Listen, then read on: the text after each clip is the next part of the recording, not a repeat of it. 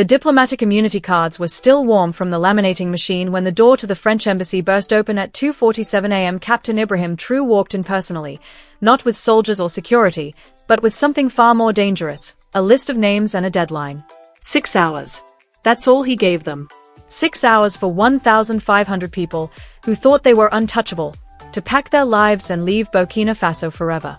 The ambassador, still in his silk pajamas, looked at the list, and his face went white. These weren't just diplomats or aid workers. These were intelligence officers, military advisors, corporate executives, NGO directors, people protected by international law, bilateral agreements, and, most importantly, by the assumption that no African leader would dare touch them. They thought wrong. By 9 a.m. that morning, a convoy of vehicles stretched from the capital to the airport, carrying out the largest mass expulsion of protected foreign personnel in modern diplomatic history. What Traoré had discovered about these 1,500 people would shake the foundations of international relations and expose a shadow network that had operated with impunity for decades. The revelations had started 3 weeks earlier with something seemingly insignificant, a misfiled document at the Ministry of Agriculture. Aminata Kafando, a junior clerk organizing old files, found a budget report that didn't make sense. It showed payment for 500 agricultural advisors from various international organizations. The problem? The ministry only knew about 50. Where were the other 450? And why were they being paid through the agricultural budget? Kafando brought the document to her supervisor, who brought it to the minister, who brought it to Traoré. Within hours, a secret investigation unit was formed. What they discovered over the next 3 weeks would reveal the largest clandestine foreign operation in African history. The 1,500 protected people weren't who they claimed to be. They were a shadow government operating parallel structures that controlled more of Burkina Faso than its elected officials did. The French embassy alone had 247 registered diplomats, but Traoré's intelligence team discovered another 186 people using diplomatic pouches, driving diplomatic vehicles, and accessing diplomatic facilities who weren't on any official list. They were intelligence officers from the DGSSE, France's external intelligence service, operating under the cover of diplomatic immunity. Their mission wasn't diplomacy, it was control. The evidence was overwhelming. Intercepted communications showed these diplomats were running networks of informants in every government ministry. They had real-time access to cabinet decisions before they were announced. They were vetting and approving ministerial appointments. They were even drafting legislation that Burkina Faso politicians would later present as their own ideas. One intercepted message from Colonel François Durand, officially a cultural attaché but actually the DGSSE station chief in Paris, was particularly damning. We have successfully embedded controllers in all critical ministries. The natives believe they are making decisions, but all options presented to them are pre-approved by us. Democracy theater continues successfully. The American presence was equally deceptive. The U.S. Embassy listed 89 diplomatic staff, but Traoré's team identified another 112 people operating from a compound in Ouaga 2000, officially listed as an agricultural research station but actually a CIA listening post monitoring all telecommunications in West Africa for 15 years. Every phone call, email, and text message in Burkina Faso was being captured and analyzed. The station chief, operating under the cover name Dr. Michael Harrison, an agricultural scientist, was actually Colonel James Mitchell from the CIA's Special Activities Division. His real mission had nothing to do with improving crop yields. Decoded communications revealed he was running destabilization operations across the Sahel, funding specific groups to create just enough chaos to justify continued American security assistance. The British had taken a different approach. Instead of a large embassy presence, they had embedded 78 people across various NGOs. These weren't aid workers, they were MI6 officers gathering intelligence under the cover of humanitarian work. The Save the Children country director was actually running surveillance on government officials. The Oxford Health Initiative was mapping Burkina Faso's infrastructure vulnerabilities. The Temp Water Project was installing listening devices in government buildings while supposedly fixing pipes. The Chinese operation was more subtle but equally invasive. Beyond their official embassy staff of 56, they had placed 143 technical advisors across mining companies, construction firms, and telecommunications companies. These advisors weren't just stealing industrial secrets, they were creating dependencies that would take decades to unravel. Every major infrastructure project had Chinese backdoors built in. Every government database had Chinese access points. Every military communication system had Chinese intercepts. But the most shocking discovery was corporate infiltration. Major multinational corporations had embedded 340 security consultants who were actually former military and intelligence officers from various countries. Their job wasn't protecting corporate assets, it was protecting corporate exploitation. They bribed officials, intimidated activists, and eliminated threats to corporate profits through means ranging from legal manipulation to outright assassination. Documents uncovered by Traoré's team showed that Richard Blackstone, head of security for Canadian mining giant North Star Resources, had orchestrated the disappearance of 17 environmental activists over the past decade. His communications revealed a coal deficiency. Problem resolved. Local police have accepted traffic accident explanation. Family compensation delivered through usual channels. Site protest should cease. NGO infiltration was perhaps the most insidious. Organizations claiming to help Burkina Faso were actually controlling it. The African Development Foundation, operating for 20 years, was revealed to be a front for a consortium of Western intelligence agencies. Its real purpose: identifying and co-opting future leaders, ensuring anyone who rose to power would be compromised and controllable. Dr. Sarah Williams, the foundation's director, wasn't a development expert with a PhD from Harvard as her biography claimed. She was Colonel Sarah Mitchell from British Military Intelligence, her real doctorate in psychological operations. The foundation's leadership program, which trained hundreds of young Burkina future leaders, was actually an indoctrination system creating assets for foreign intelligence services. Health sector infiltration was equally alarming. The Global Health Initiative, operating in Burkina Faso for 15 years, had placed 67 medical professionals who were actually biological weapons experts. They weren't treating diseases, they were studying them. Blood samples taken from Burkina patients were shipped to military laboratories in Fort Detrick and Port. The population had unknowingly become test subjects for biological research. Dr. Hans Müller, presented as a tropical disease specialist from the WHO, was actually a biological weapons researcher collecting genetic data on the Burkina population. His research notes discussed unique genetic markers in the Musi population that could be exploited for targeted biological agents. Religious infiltration added another layer. Several prominent religious organizations had been penetrated by intelligence officers using spiritual authority to gather information and influence communities.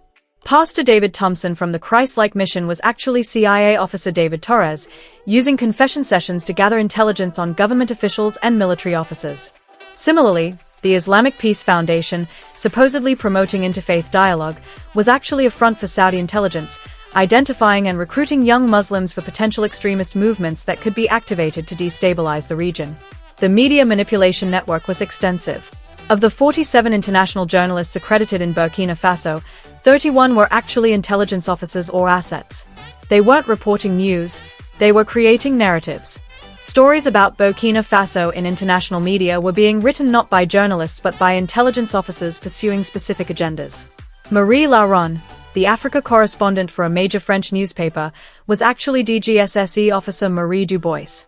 Her articles, which shaped international perception of Burkina Faso, were intelligence products designed to justify continued French involvement in the country. Educational infiltration was designed for long-term impact. The Partnership for African Education, funded by multiple Western governments, had placed 89 education advisors in schools and universities. These weren't teachers, they were indoctrinators. The curriculum subtly reinforced Western superiority and African dependency. History minimized colonial atrocities, economics normalized exploitation, and political science promoted Western democracy as the only legitimate model. Professor John Claude Beaumont, supposedly a visiting professor of economics, was actually an intelligence officer identifying and recruiting bright students for foreign intelligence services. His scholarship program sent promising students abroad to be turned into assets before returning to Burkina Faso. Technological infiltration was comprehensive. Every major tech company operating in Burkina Faso had embedded intelligence officers. The country's entire digital infrastructure was compromised. The national ID system, built by a European contractor, included backdoors accessible to European intelligence. The banking system, modernized with American assistance, gave the NSA real-time access to all financial transactions. Michael Chen, presented as a senior engineer from Huawei, was actually Colonel Chen from Chinese military intelligence. His team hadn't just built cell towers, they had created a surveillance network capable of tracking every phone, activating microphones remotely, and intercepting all data traffic. Agricultural infiltration was about control through dependency. The Green Revolution Foundation, helping Burkina farmers for 2 decades, had actually been creating dependency on genetically modified seeds that couldn't reproduce. Farmers were forced to buy new seeds every season, and the seeds were designed to fail if specific fertilizers weren't used, fertilizers only available from Foundation-affiliated companies. Dr. Robert Anderson, the Foundation's chief scientist, wasn't an agronomist but an economic warfare specialist. His mission: ensure Burkina Faso could never achieve food sovereignty. Internal documents revealed the strategy: continued food dependency ensures political compliance. A hungry population cannot resist. Mining sector infiltration went beyond resource theft. The 156 technical advisors embedded in mining companies were mapping Burkina Faso's entire mineral wealth using technology far more advanced than the government had access to. They knew more about Burkina Faso's resources than Burkina Faso itself. They discovered deposits of rare earth minerals worth trillions, deposits the government didn't know existed. The plan: extract these resources gradually without the country knowing their true value.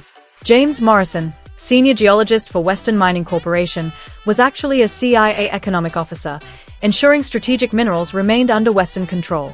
Water resource infiltration was about future control as climate change made water increasingly valuable. The Water for Africa initiative had placed 44 hydrologists who were actually military intelligence officers identifying strategic water resources for future control. Dr. Lisa Schmidt, the initiative's director, wrote in a classified report, "Control of Sahel water resources will determine regional power in coming decades. Current mapping operations will ensure Western strategic advantage when water wars begin." The most chilling discovery was the contingency plans. These 1,500 protected individuals weren't just gathering intelligence, they were prepared to take control if necessary. Documents in the French embassy detailed Operation Restoration, a plan to overthrow any government threatening French interests. The plan included assassination lists, logistics, and post-coup governance structures. The American contingency, called Project Stability, involved arming specific ethnic groups, orchestrating false flag operations, and creating narratives justifying foreign military intervention.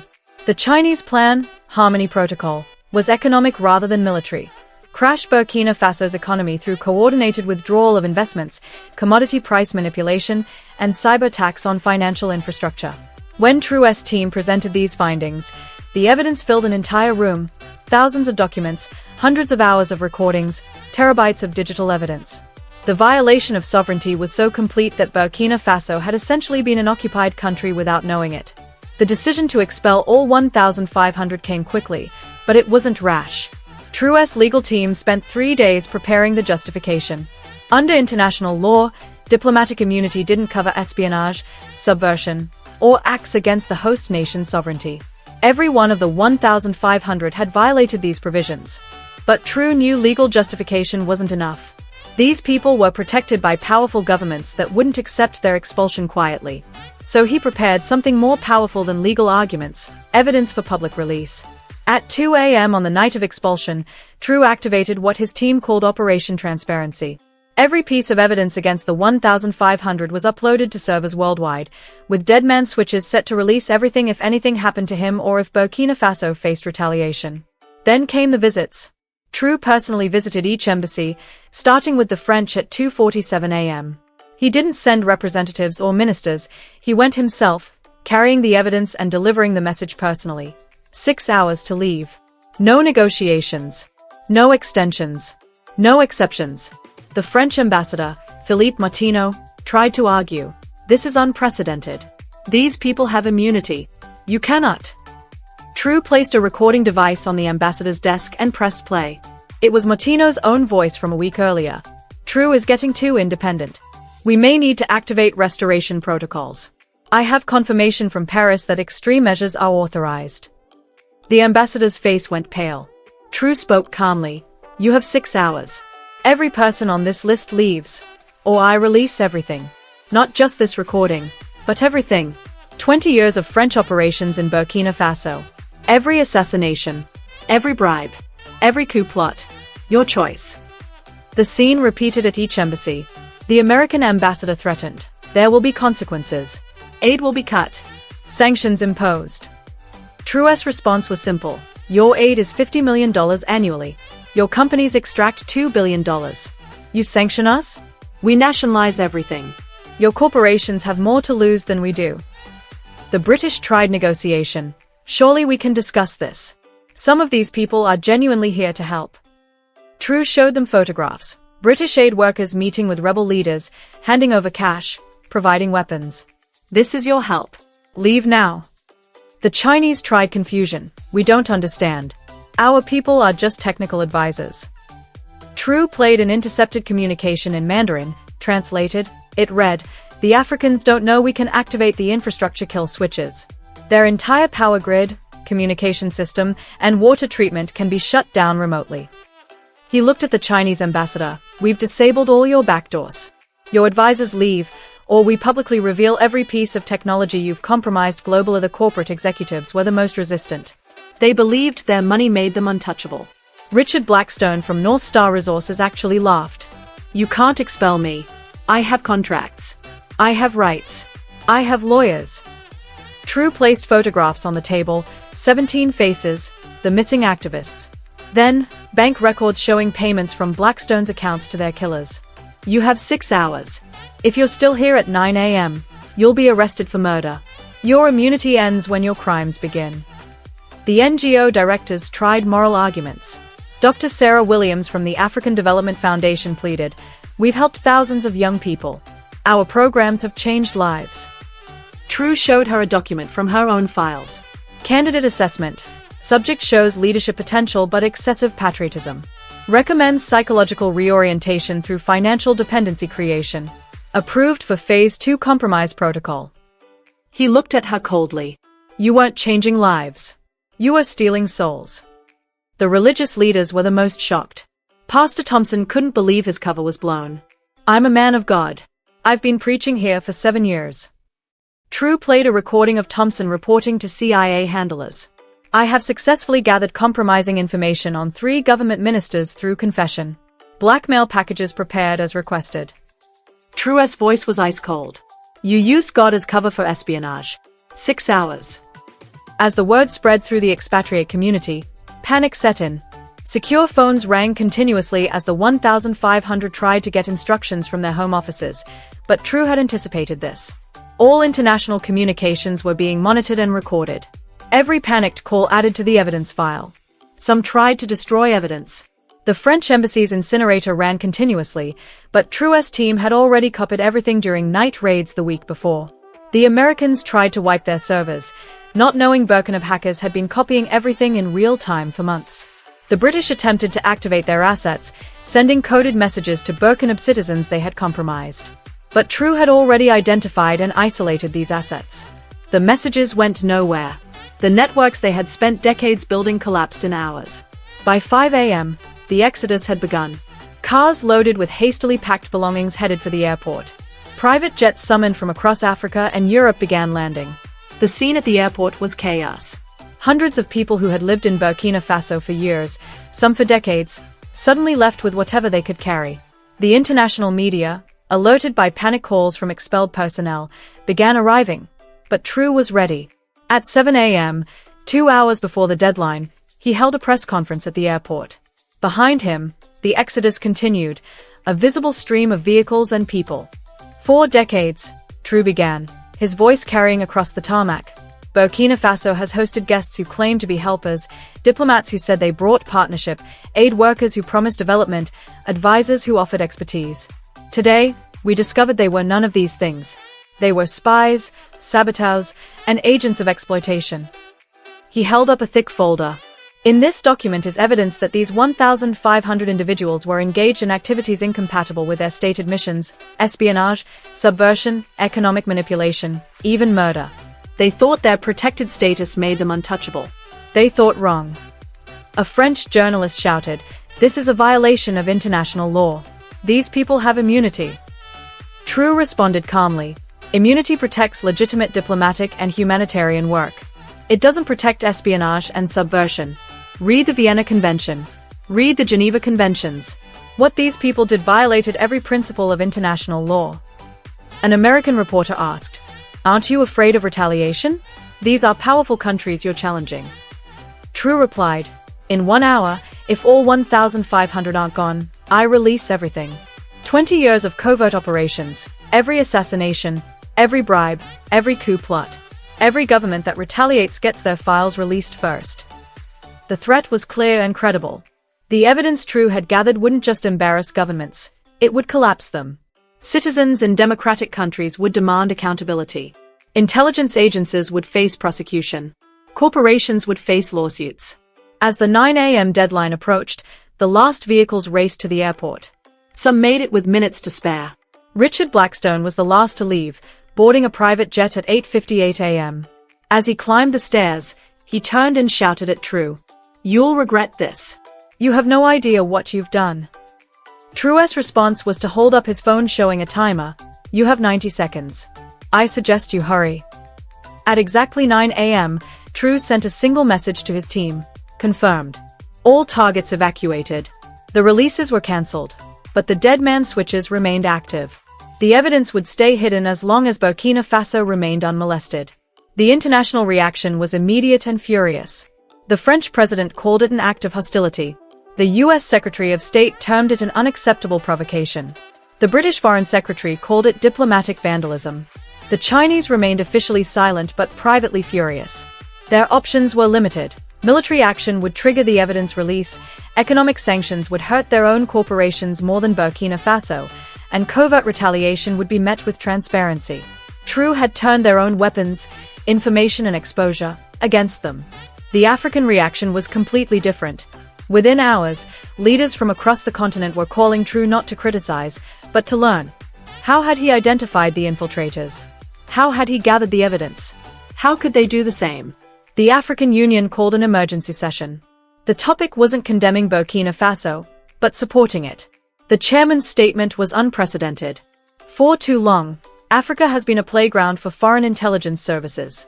What President Traoré has done is not expulsion, it's liberation. Within days, other African countries began their own investigations. Mali identified 800 suspicious advisors. Niger found 600. Guinea discovered 400. The protected people who had operated with impunity across Africa suddenly found themselves under scrutiny. The evidence Traoré released, selectively enough to prove his case without revealing everything, sparked investigations in Western capitals. Citizens demanded to know what their intelligence services had been doing in Africa. Parliamentarians called for inquiries. Media began investigating.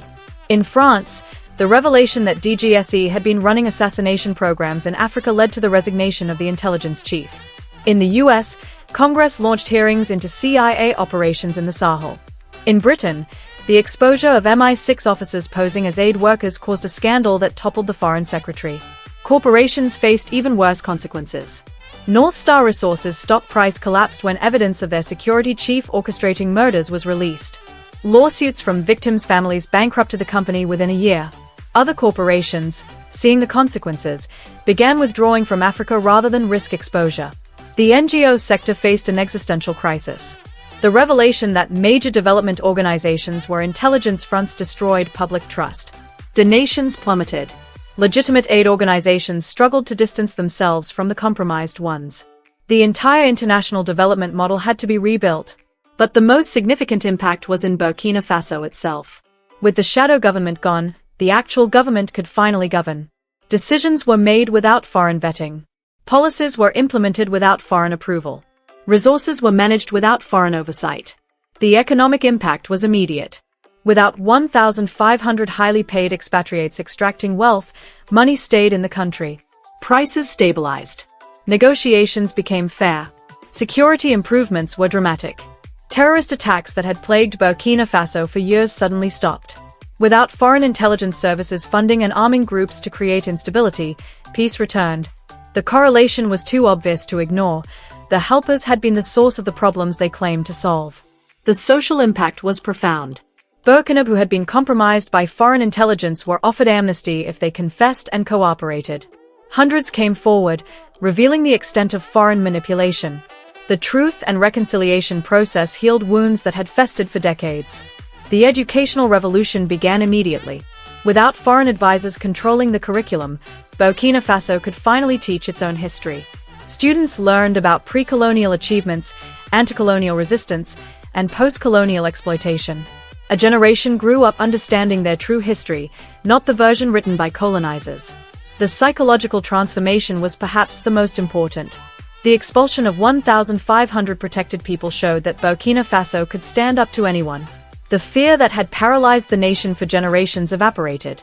If Traoré could expel CIA, DGSSE, MI6, and MSS officers, what couldn't he do? 6 months after the expulsion, Traoré addressed the United Nations General Assembly. The hall was packed, standing room filled. His speech was broadcast live globally to over 500 million viewers.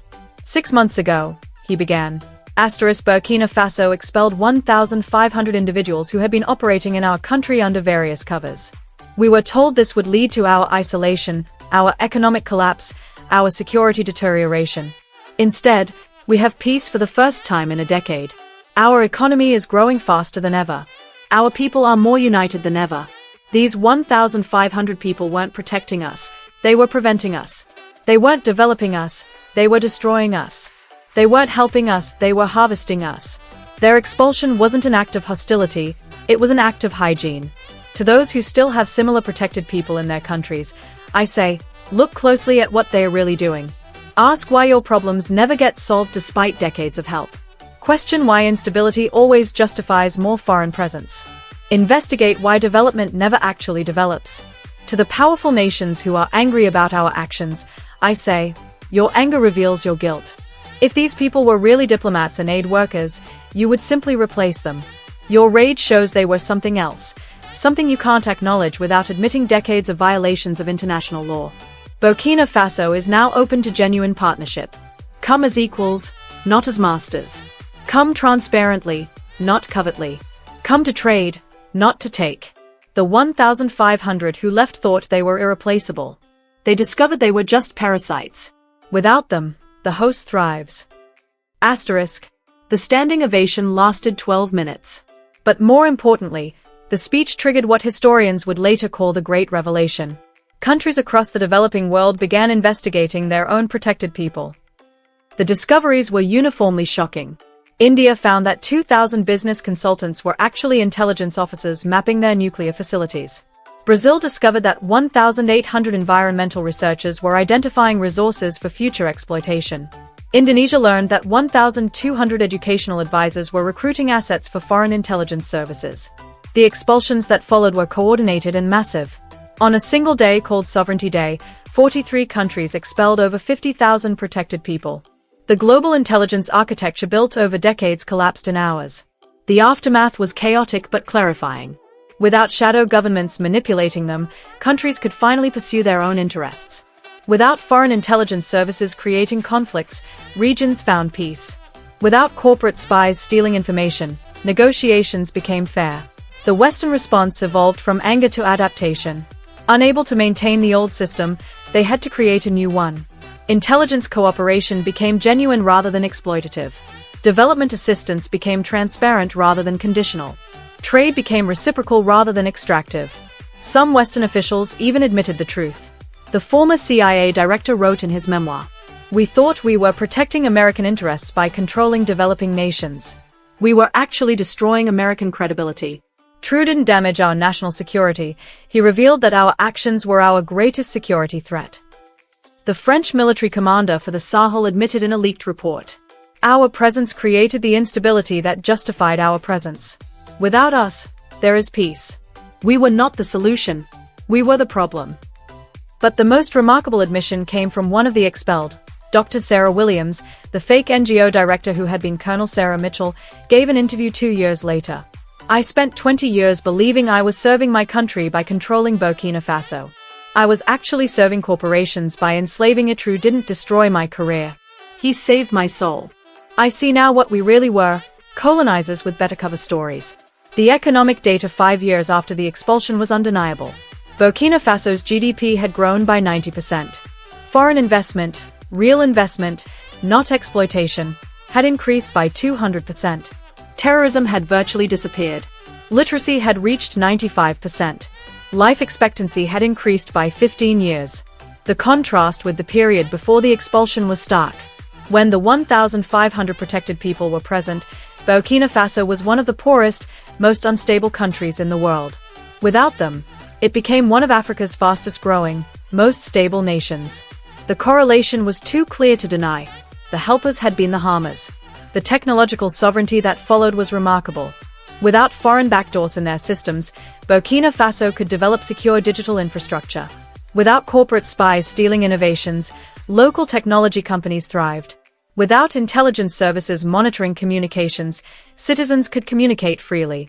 The Burkina Faso Technology Institute, built where the CIA listening post had been, became Africa's leading cybersecurity center. Students who would have been recruited by foreign intelligence were instead protecting their nation from foreign intelligence. The hunters had become the shields. The cultural renaissance was extraordinary. Without foreign narratives dominating media, Burkina Faso-based stories flourished. Without intelligence officers posing as journalists, real journalism emerged. Without cultural programs designed to create dependency, authentic culture thrived. Films about the expulsion won international awards. Books analyzing the infiltration became bestsellers. Music celebrating sovereignty topped charts globally. Burkina Faso wasn't just free politically, it was free culturally. The legal precedent set by the expulsion changed international law. The true doctrine established that diplomatic immunity didn't protect covert operations against host nations. The International Court of Justice ruled that countries had the right to expel anyone engaged in activities incompatible with their stated admission, regardless of protected status. This ruling terrified intelligence services globally. Their traditional covered diplomatic immunity was no longer absolute. They had to adapt or withdraw. Most chose withdrawal rather than risk exposure, like the 5,900 in Burkina Faso. The health sector transformation was dramatic. Without biological weapons researchers posing as doctors, real healthcare flourished. Without genetic data being stolen for military purposes, medical research served health rather than warfare. Without diseases being studied for weaponization, they could be studied for elimination. The mysterious epidemics that had periodically struck Burkina Faso stopped after the expulsion.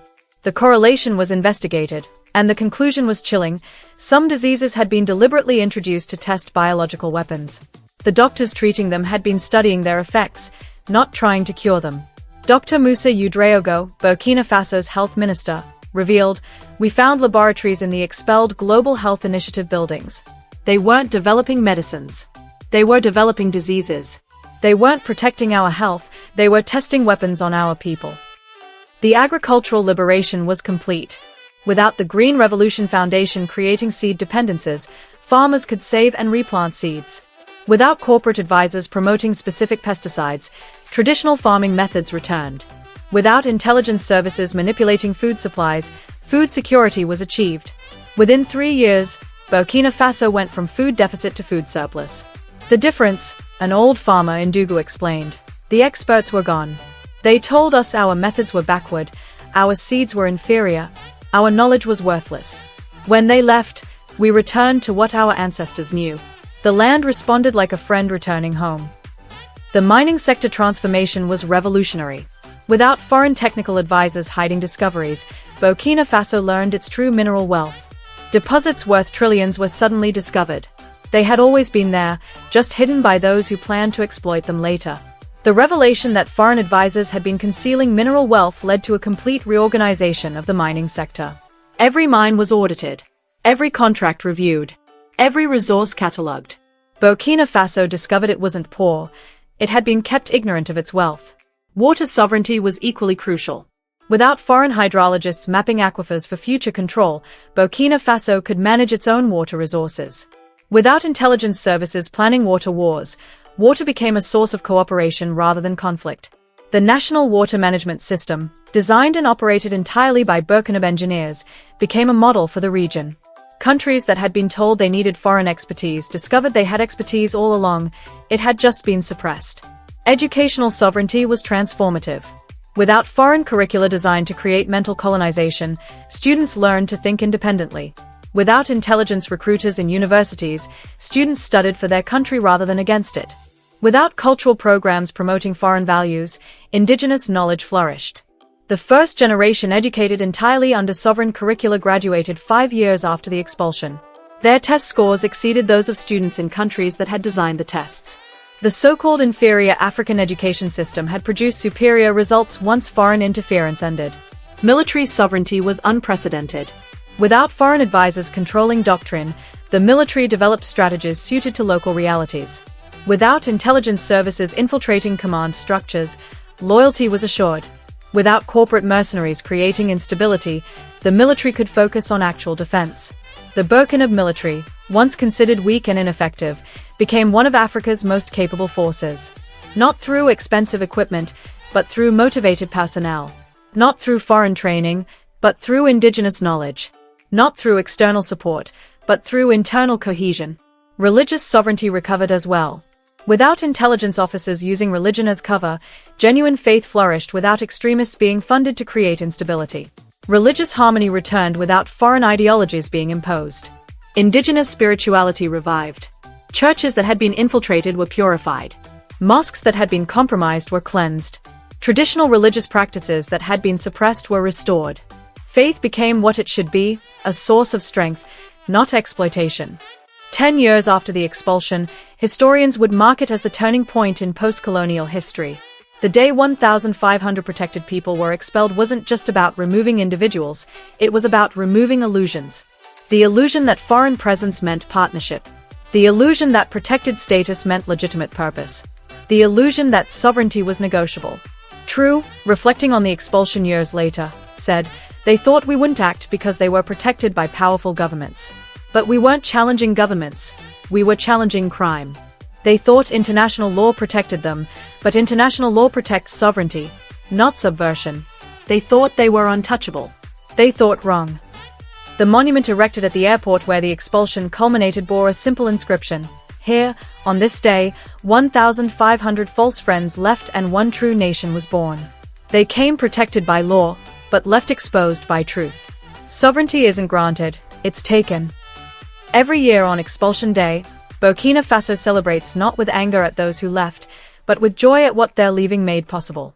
Children who grow up in sovereign schools, treated in sovereign hospitals, eating sovereign food, don't hate the 1,500. They pity them, pity for lives spent destroying rather than building, pity for serving lies rather than truth, pity for choosing exploitation over partnership. The final vindication came from an unexpected source, the son of one of the expelled.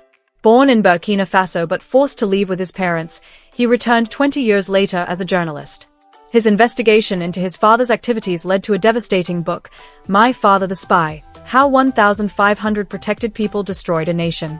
In it, he wrote, My father thought he was serving America by subverting Burkina Faso. He was actually serving corporations by enslaving it. He didn't destroy our family, he revealed what our family really was. We weren't diplomats living abroad. We were colonizers with better cover. The expulsion wasn't persecution, it was justice. The book became required reading in intelligence schools, not as a manual, but as a warning. The age when intelligence services could operate with impunity under diplomatic cover was over.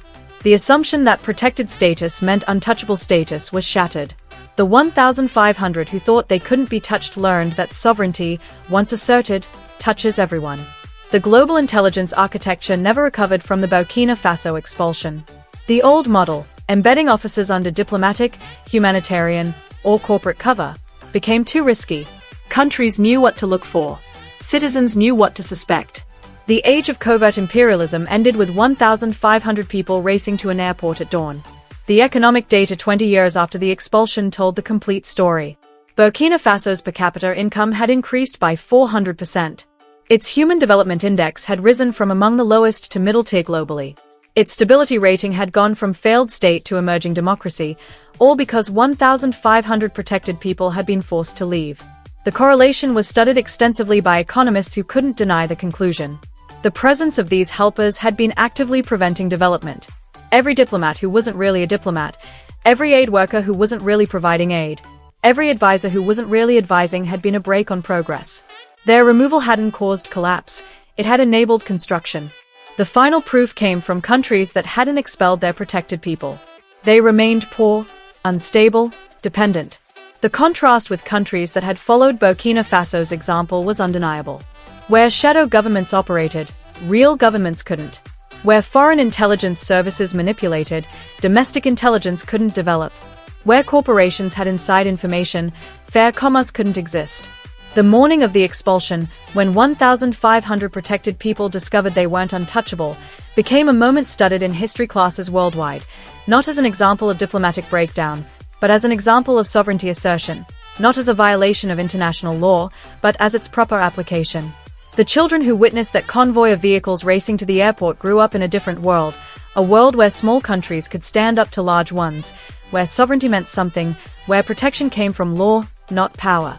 One of those children, now an adult, became Burkina Faso's foreign minister. In her inaugural speech, she said, "I was 7 years old when I watched 1,500 people who thought they owned my country discover they were just visitors who had overstayed their welcome. That morning taught me that power isn't about who protects you, but about who you refuse to let exploit you." The companies that had employed the expelled security consultants faced a reckoning. Shareholders demanded to know what these consultants had really been doing. The revelations, bribery, intimidation, murder, led to corporate collapses, criminal prosecutions, and fundamental restructuring of how multinational corporations operated in developing nations. The new model that emerged was radically different. Companies that wanted to operate in countries had to be transparent about every employee, every operation, every transaction. The age of corporate shadows had ended. Business had to be done in the light. The intelligence agencies that had run the operations faced their own reckonings. Congressional hearings, parliamentary inquiries, and judicial investigations revealed the extent of illegal operations conducted under diplomatic cover. The reforms that followed didn't just change policies, they changed the fundamental conception of intelligence work. The old idea that intelligence services could operate without accountability in lesser countries died with the expulsion. The new reality was that every operation, everywhere, could be exposed. Every officer, under any cover, could be identified. Every action, no matter how protected, could have consequences. The 1,500 expelled individuals faced varied fates. Some, exposed as criminals, faced prosecution in their home countries. Others, abandoned by governments that denied their activities, became stateless. A few, confronting what they had really been doing, became whistleblowers, revealing even more about the global exploitation system.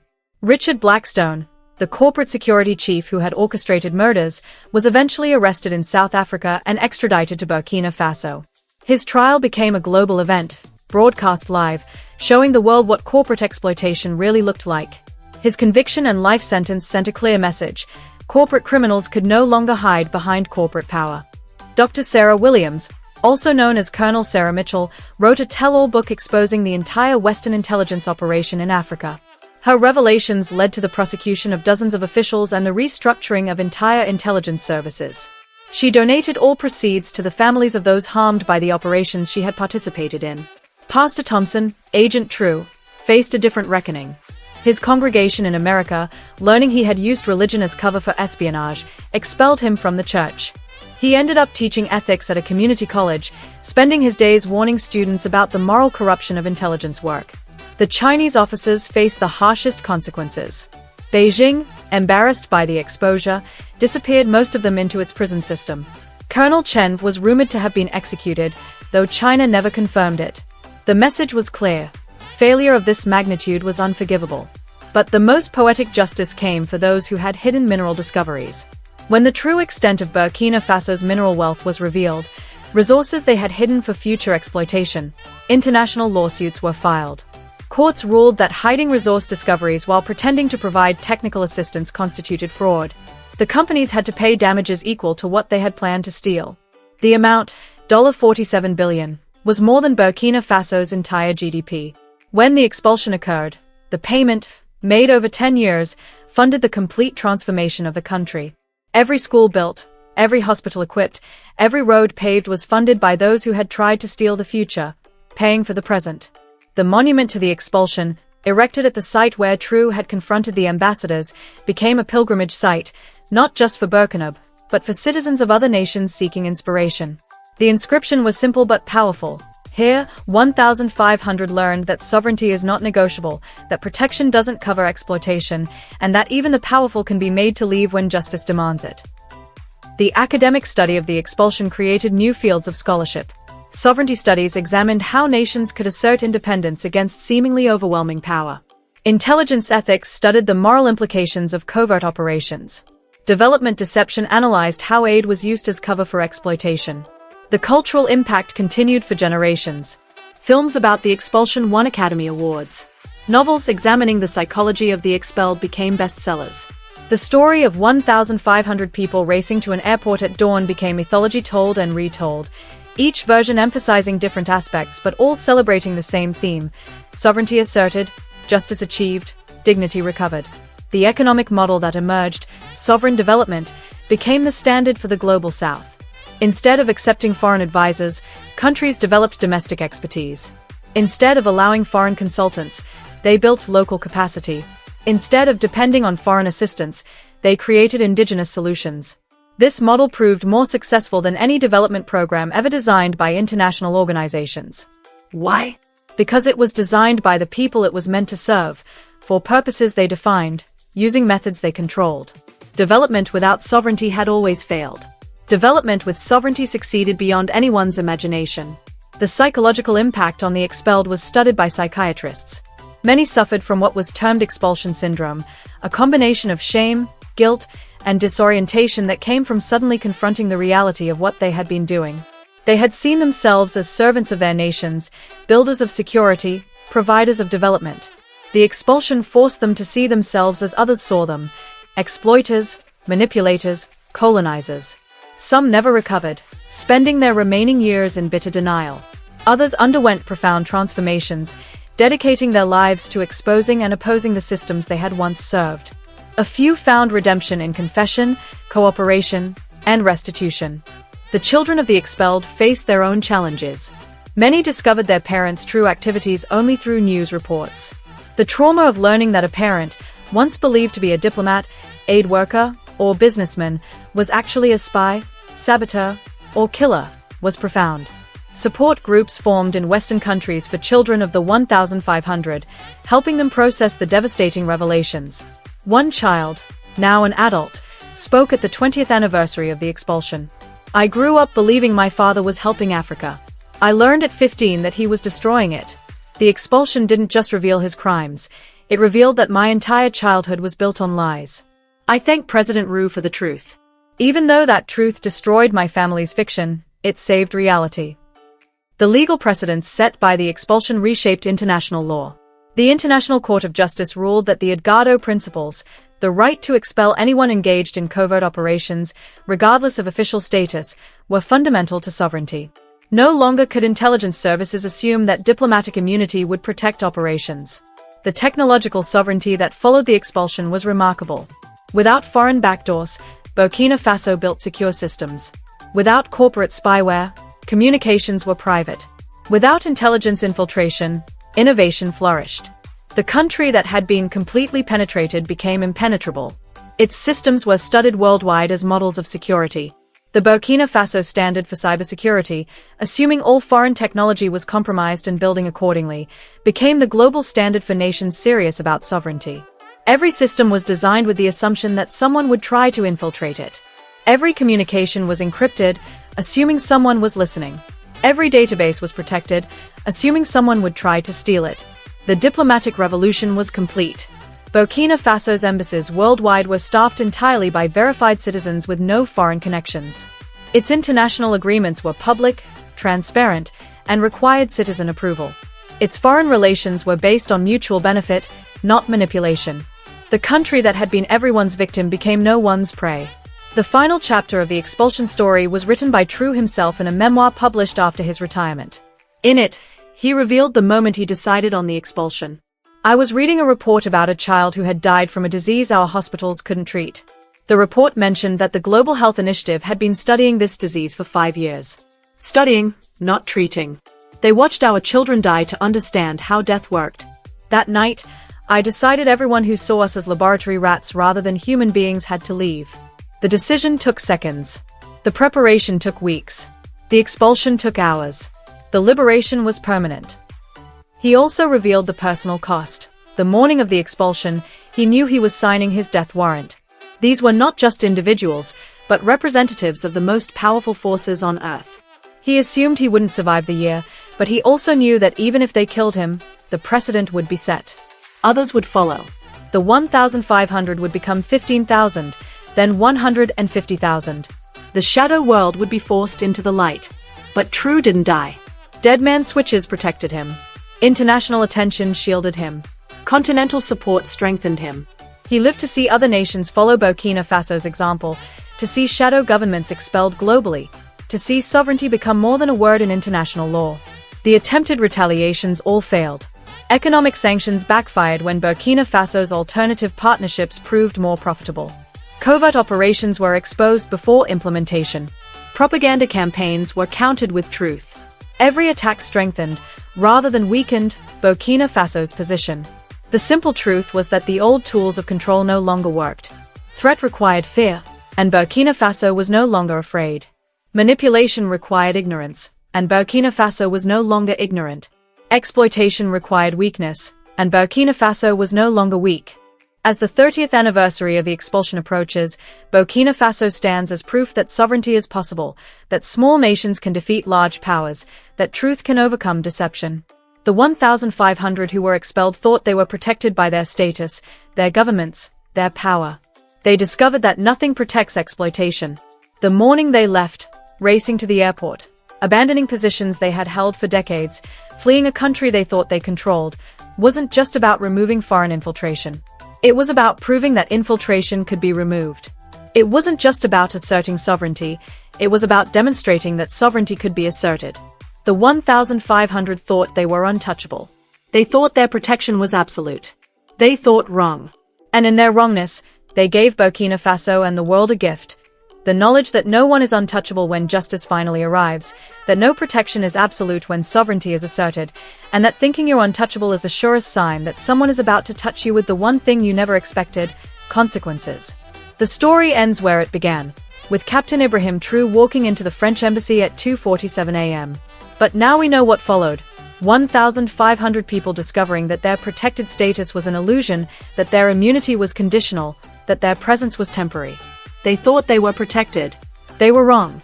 And in being wrong, they proved True right. Sovereignty isn't given, isn't negotiated, isn't partial. It's taken completely, at 2:47 a.m. if necessary, with 6 hours notice, regardless of who thinks they are protected. The 1,500 are gone. The sovereignty they tried to prevent is permanent. They thought they were untouchable. They were touched by the one thing more powerful than protection, a nation's decision to be free.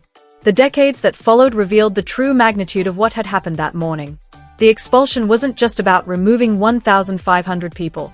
It was about dismantling an entire architecture of control built over generations.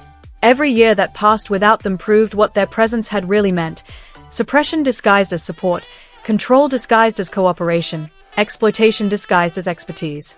The children who grew up after the expulsion became known as the sovereignty generation, the first to experience what actual independence felt like. They didn't know what it was like to have foreign advisors vetting their textbooks, foreign consultants controlling their industries, or foreign specialists deciding their futures. To them, sovereignty wasn't an achievement, it was normal. And that normality was perhaps the greatest victory of all. Fatima Odrigo was 7 when she watched the convoy racing to the airport. Now, 30 years later, she serves as Burkina Faso's Director of Strategic Intelligence, a position that wouldn't have existed when foreign intelligence services controlled information flows. In her office hung a photograph from that morning, cars loaded with hastily packed belongings, their occupants' faces showing the shock of discovering they weren't untouchable after all. My parents' generation knew occupation, she explained to visiting security officials from other African nations. They knew what it was like to have decisions made for them, resources stolen from them, futures decided without them. My generation knows sovereignty. We make our own decisions, control our own resources, determine our own futures. The difference isn't just political, it's psychological. The economic data supported her observation. The generation that came of age after the expulsion didn't just perform better economically, they innovated at rates previously thought impossible for a developing nation. Without foreign experts telling them what couldn't be done, they did it. Without corporate advisors explaining why local solutions wouldn't work, they worked. Without intelligence analysts predicting failure, they succeeded. The Burkina Faso Technology Institute, built on the site of the former CIA listening post, had become Africa's MIT. But unlike MIT, it wasn't trying to create workers for Silicon Valley, it was building solutions for African realities. The Quantum Computing Lab, headed by Dr. Amadou Sankara, the same programmer who first discovered the financial theft, developed encryption systems even the NSA couldn't crack. They spent decades stealing our data, Sankara explained to a documentary crew. Now we build systems they can't penetrate. They created backdoors in everything they gave us. Now we create technology with no doors at all, front or back. The student has become the teacher, except we're teaching defense against teachers who were actually thieves. The agricultural revolution continued to astound international observers. Without the Green Revolution Foundation creating dependencies, Burkina Faso's farmers had recovered traditional techniques while incorporating modern technology on their own terms. The result was yields exceeding anything the foundation had achieved, but with seeds farmers could save and replant, techniques they could sustain, and profits they could keep. An old farmer named Sumala Diallo, who remembered both the before and after, put it simply: the foreign advisors told us our knowledge was worthless, that we needed their seeds, their chemicals, their methods. When they left, we combined what our grandfathers knew with what we had learned ourselves. The land responded like it had been waiting for us to remember who we were. The health sector transformation produced results that challenged fundamental assumptions about development. Without foreign medical researchers using the population as test subjects, actual health improved dramatically. Diseases that had been studied but never treated suddenly disappeared. Conditions that had been documented but never addressed were finally resolved. Dr. Aïta Traoré, now head of the African Center for Disease Control, had been a young medical student during the expulsion. She remembered discovering that the Global Health Initiative laboratories weren't developing treatments, they were studying biological weapons potential. They were literally watching us die to understand death better, she said. Now we study life to live better. The difference in outcomes speaks for itself. The revelation about biological weapons research led to a complete restructuring of international health cooperation. No longer could organizations conduct research without full transparency. No longer could medical data be collected without explicit consent and benefit sharing. No longer could populations be treated as laboratories. They did it for a fraction of typical prices, without intelligence services stealing plans. They maintained a technological advantage. Dr. Frenuis Yankin, director of the Burkina Faso Space Agency, had been told by a European advisor as a child that Africans would never reach space. He said we should focus on appropriate technology, Yankin recalled. He meant primitive technology. Now, our satellites monitor his country's agricultural output while his country pays us for the data. I wonder if he considers that appropriate. The water sovereignty achieved had regional implications. Without foreign hydrologists claiming future rights, water became a source of cooperation rather than conflict. Burkina Faso's water management system, developed entirely domestically, became the model for the region. Countries that had been told they needed foreign expertise discovered they already had experts, they just hadn't been allowed to lead. The pharmaceutical industry that emerged challenged global monopolies. Without patent restrictions imposed by trade agreements negotiated under duress, Burkina Faso produced generic versions of essential medicines. Without corporate pricing making drugs unaffordable, health became accessible. Without intelligence services sabotaging production, quality exceeded international standards. When pharmaceutical giants threatened legal action, Burkina Faso's response was simple: sue us. We'll present evidence of how many people died while you protected profits. We'll show how you used intelligence services to prevent generic production. We'll reveal how you tested drugs on our people without consent. Please, take us to court. No suits were filed. The evidence Burkina Faso possessed would have destroyed the companies. Instead, negotiated settlements allowed controlled generic production. The president noted that this led to global changes in pharmaceutical access. Millions lived who would have died. The 1,500 expelled had been protecting profits that cost lives. The energy transformation exceeded all projections without foreign companies controlling resources and infrastructure. Burkina Faso developed renewable energy systems that made it energy independent within 15 years. Solar panels were manufactured domestically. Wind turbines were designed for local conditions. Hydroelectric systems worked with seasonal variations. The former energy minister, who had discovered that foreign advisors were deliberately preventing energy independence, reflected, "They kept us in darkness, literally and figuratively. They said we couldn't maintain modern systems. Now, we manufacture systems they import from us. The darkness they imposed became the light that exposed them."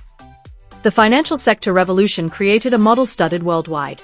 Without foreign banks extracting wealth through hidden fees and currency manipulation, domestic banks served domestic needs.